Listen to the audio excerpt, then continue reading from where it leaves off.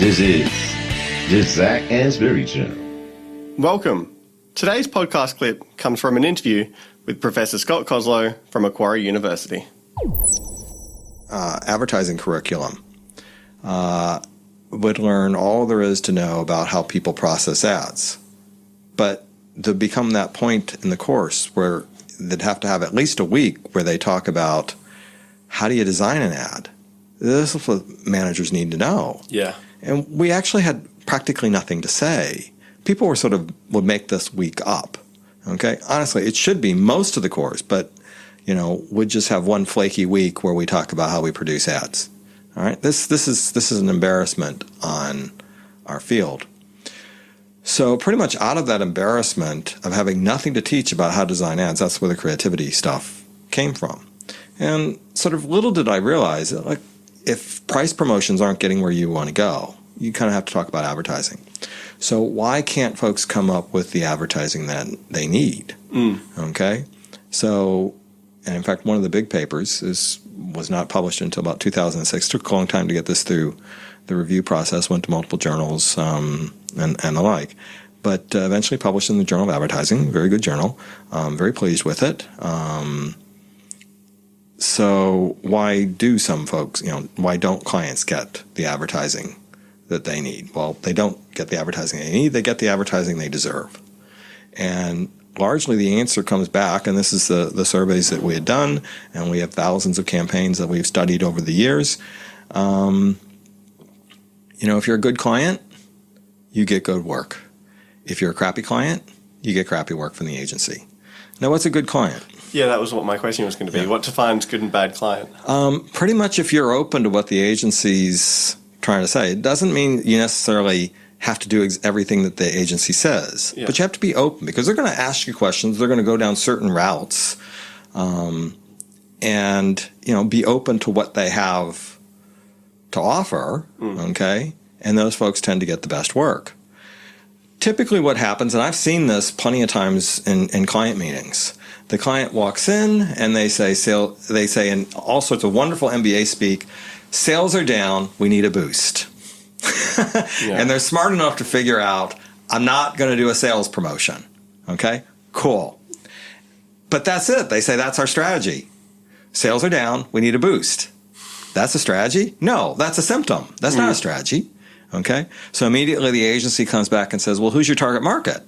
Oh, and they'll perk up and say, 18 to 80-year-old male and female Australians.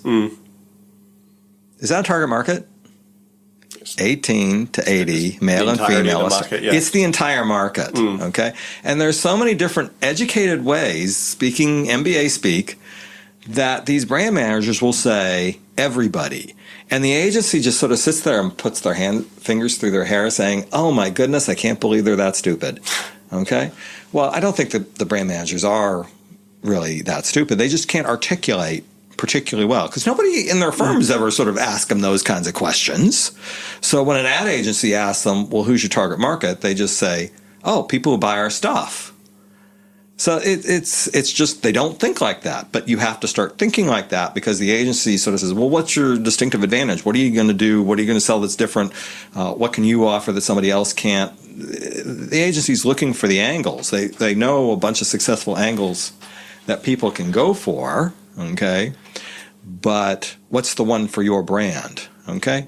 Now, you guys do some very good work on the distinctive competencies of the brand. It might only be 2 or 3 different things. Yeah. Okay. But those are important, and you have to identify them in some way, shape, or form. You give that to an agency, then they can start saying, okay, these are the basics, and we can add this, and we can add that, and next thing you know, we've got a creative campaign for you. Yeah.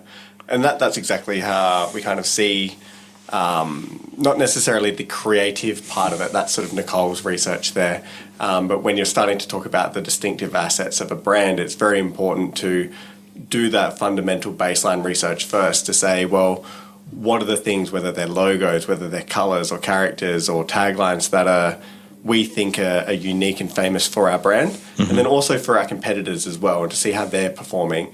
And then you kind of know what you can and can't incorporate into your creative.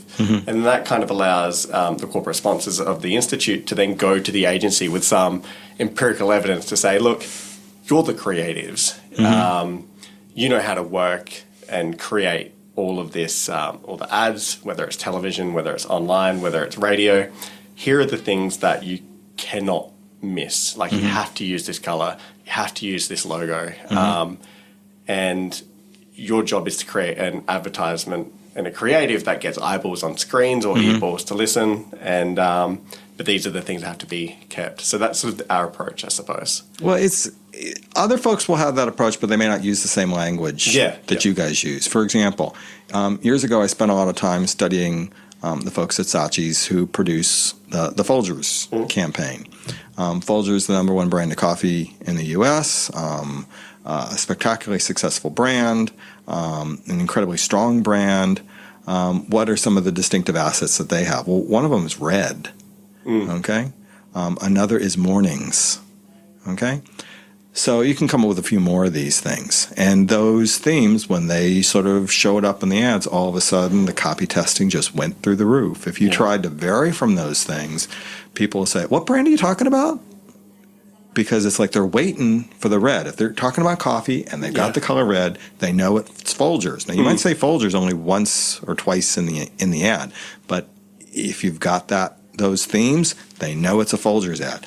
Now, if a competitor tries to do a coffee commercial about mornings, people say, oh, that's a Folgers ad. Yeah, because they're not paying that much attention to the ad. Correct. Yeah. So these are important issues, and there are plenty of ways in which people can describe it. You have a particular, very scientific-based way of testing and finding and confirming that those kinds of specific assets are going to be important to the campaign and need to be incorporated in some way as an important aspect of the branding. Great. Others have other ways into the same kinds of issues, but it just emphasizes, this creative element. We need some structure in there. It's not going to be a lot of structure, but enough structure. And these are things that brand managers, they know it, but they can't articulate it. Yeah. And then they tell the agency, we're selling to 18 to 85 male and female Australians. And the agency just shakes their head and says, we don't know what to do with these people. That's great. So that's sort of those elements of the creative and some of the institute's research has looked at, I suppose, the role in which different types of advertising has had, whether it's using emotions that are, slightly emotional or highly emotional ads, and whether they're sort of joyous, happy, or sad type of ads. Have you looked into any of that sort of research before, and what's your views on that sort of stuff? Okay, some of my early research was with my old advisor, Dave Stewart, and Dave taught me a lot about executional factors, and he had probably what was the state-of-the-art data set at the time that he worked with ARS, Advertising Research Systems, which at the time was the big copy testing service throughout the planet.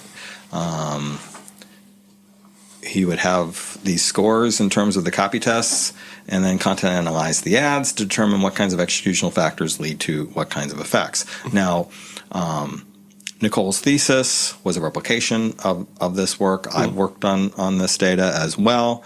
And this is the executional factors tradition, which we have. And it's a very strong tradition. It's a valuable tradition. But the question mark is, does this lead to better work? Now, the best case scenario is that there was a very small percentage of the strength of the ad from the copy tests that these executional factors predicted. It just wasn't as strong, okay? And talking with Nicole, she's continuing to find these kinds of small but significant effects in the data. And certainly, some of the, we're talking less than 10%. Now, it's still nothing to sneeze at. Yeah. But is this where the big effects are, okay? And the answer is no, okay? You shouldn't necessarily design an ad around the executional factors. So are there certain features of an ad that ad has to have? I'm not going to tell you that there is any feature that the ad has to have. Now, it might be something unique to the brand, the specific brand assets that you're talking about that the Ehrenberg Bass group focuses on. those are specific to brands. They're not to categories. Okay. So would they show up in these kinds of large executional factors kinds of studies? Actually, they wouldn't show up. They'd be specific to the brand, not to all ads. Yeah, so that's you're true. not necessarily going to find executional factors that usually are the end-all be-all. They are much more higher-level variables. Rachel Kennedy, one of your colleagues, and I just had lunch, and we were talking about that exact issue. A lot of the executional factors don't pan out to have as much effect as we think they should have. But what does are some of the higher levels variables that would, say, relate to strategy in some way, shape, or form about what kind of benefit is offered by a particular brand. And again, that's going to be different depending on what brand you're talking about. It's very interesting. Maybe if we switch pace a little bit at the moment. So you have quite an interesting and actually a long history of publishing. But you've also got a long history of reviewing. So you've been twice, you've been Reviewer of the Year for the Journal of the Academy of Marketing Science. That's right. And, or JAMS is the acronym, which I constantly use. Top tier journal, worldwide thought of as one of the top 4 journals, at least the people I know anyway. So to be able to be recognised by such a distinguished journal and the best of the reviewers for that journal, for people who are reviewing journals themselves and people who are trying to publish in these types of journals, what would your advice kind of be? How can we be better reviewers? How can we be an award-winning reviewer like yourself? Or how could we respond as an author to a reviewer of your quality? Okay. Folks send... Hey guys, it's Zach Ainsbury here with just a couple of quick reminders. If you've enjoyed today's podcast, then make sure you subscribe so you never miss an episode. There are plenty more interviews to come with some of the world's leading marketing academics and practitioners. You do not want to miss these. In the meantime, if you're looking for another way to connect, then follow me on Twitter at Zach Ainsbury. That is ZACANESBURY for my take on the marketing issues of the day.